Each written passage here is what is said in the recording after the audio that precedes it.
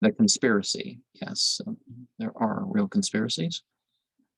Ashvaghosha held daily conversation with Kanishka, in which not only his friends Charaka and the king of Magadha, but also Princess Bhadrachri, his bride-elect, were now wont to join.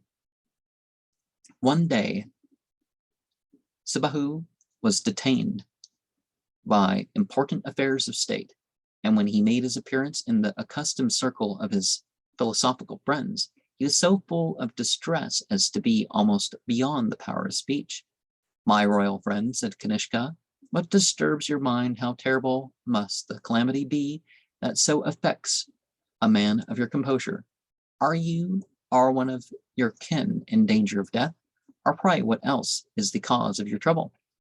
"My dear friend and ally," replied King Sabahu, "it is your life that is endangered.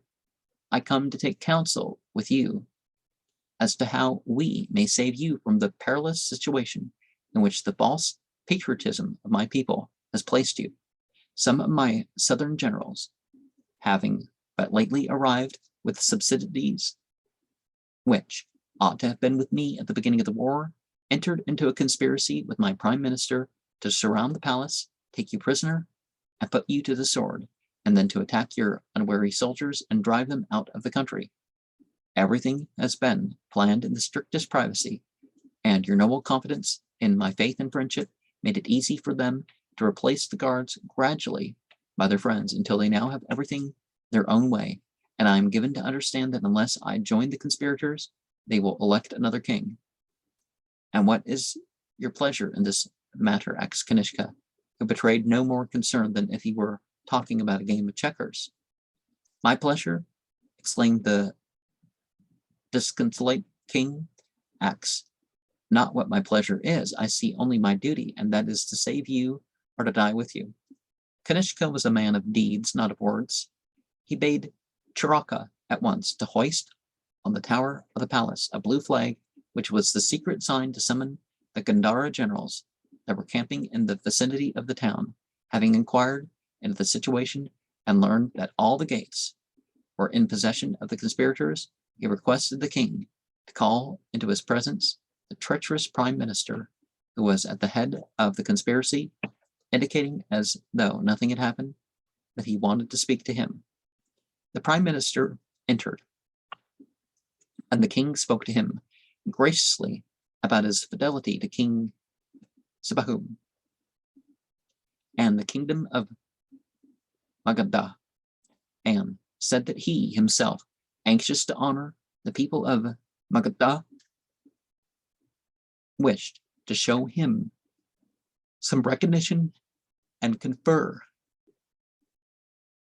some favor on him, the most faithful servant of King Sabahu.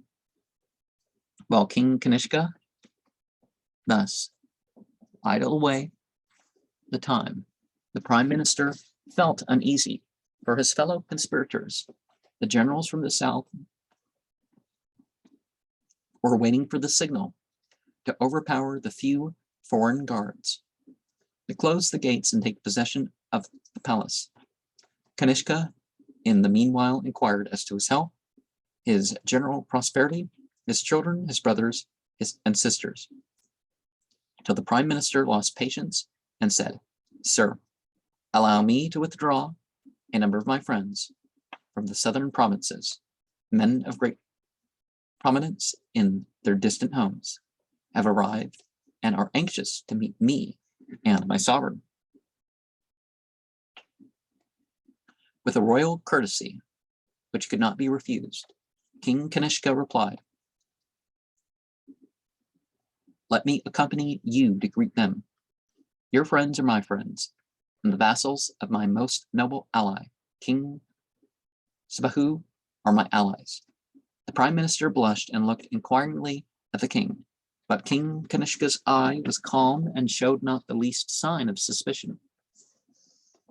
At the same time, there was a firmness and determination in the king's attitude which made the treacherous minister wince and submit. "This is the way to the hall where my friends are assembled. said the prime minister, and showed the king the way. Wait a moment, said King Kanishka. It would be wrong of us if my royal brother, King Sabahu, not present. Let us call my counselors and generals, so as to indicate our desire to honor your guests. In the meantime, some of the horsemen had arrived, and their officers demanded admission at the palace gates to report their presence to the king. They were announced and admitted. Welcome, my gallant officers, exclaimed King Kanishka. Join my retinue when I greet the friends of the prime minister, and let your men remain under arms at the main gate, ready to receive my commands. Thus the two kings, with a stately retinue, both of dignified counselors or more like officers, entered the hall, where the conspirators were impatiently waiting. They were dumbfounded when they saw at the side of their most hated enemy their own sovereign, accompanied by the prime minister with downcast eye, meek as a tame doe and giving no sign for action. Then Kanishka addressed the conspirators with great cordiality, as though he had long desired to meet them and show them his goodwill.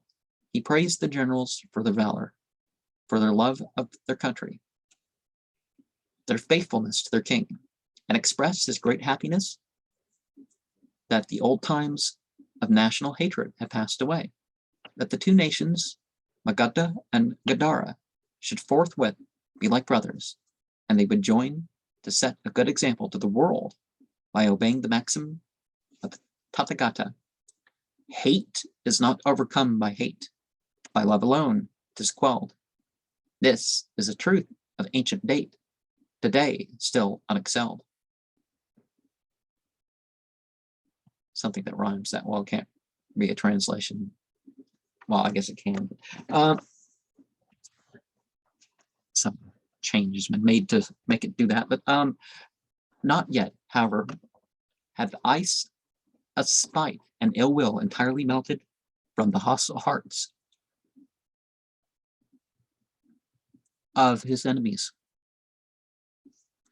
and not yet was his retinue strong enough to make him feel master of the situation. So Kanishka continued his policy of gaining time by having each one of the hostile officers personally introduced to him, and this done, he began to address the company a second time.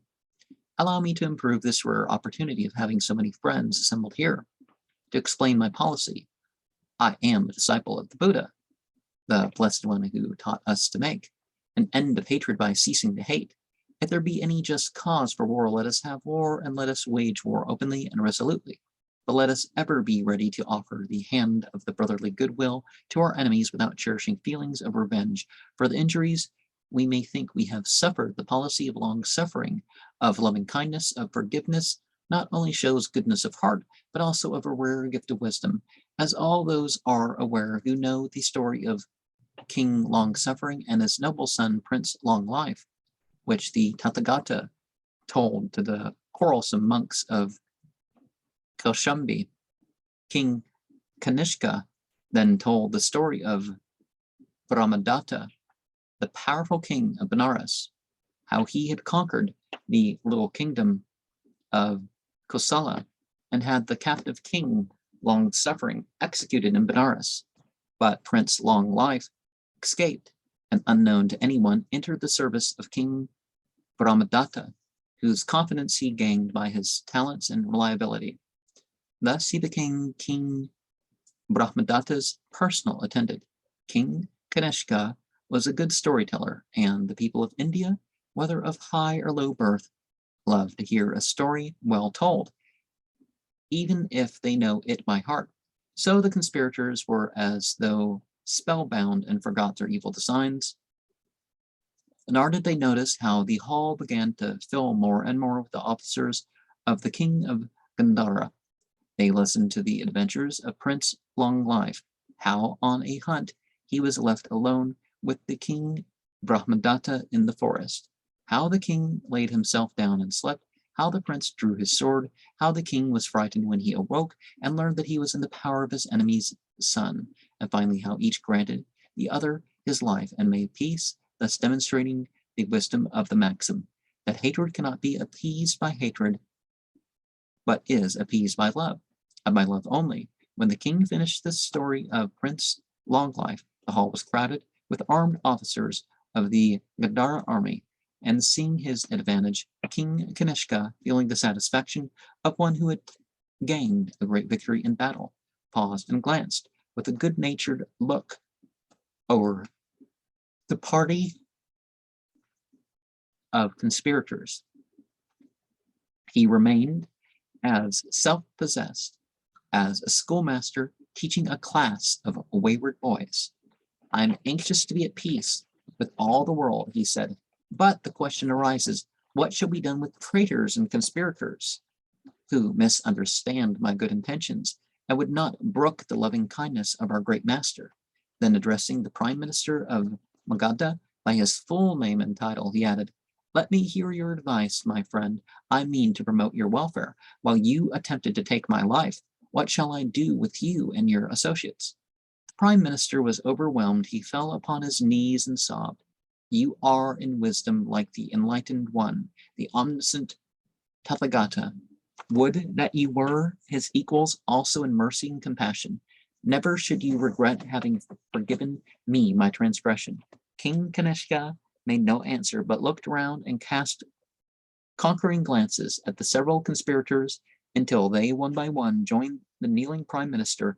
Then, espying the venerable head of Ashvaghosha among his audience, he approached the sage respectfully and said, "Now, most reverend sir, it is your turn to speak, for I want you to tell me what a king ought to do with those men who conspire to take his life. Would it be wise for him to follow the behest of the Tathagata and to grant them forgiveness?"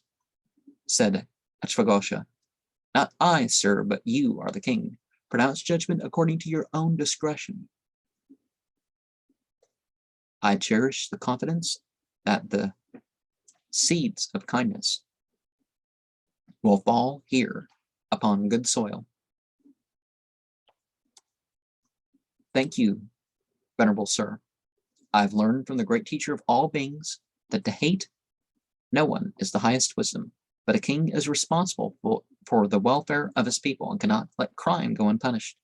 The duty of a judge is justice. In the present case, I do not think that I would condone your action if it were unmitigated treason, but I see in it a redeeming feature, which is your patriotism. Misguided though it may be, rise, gentlemen, and if you will promise forthwith to banish from your heart all falsehood, spite, and envy, come and shake hands with me, in token of your faithful allegiance to both your august sovereign, the King of Magadha, and myself, his ally and brother on the throne. Now, very often being patriotic is to not side with the party and leader, right? It's what's for your country. But then again, what is ultimately for your country may not be to trample on others.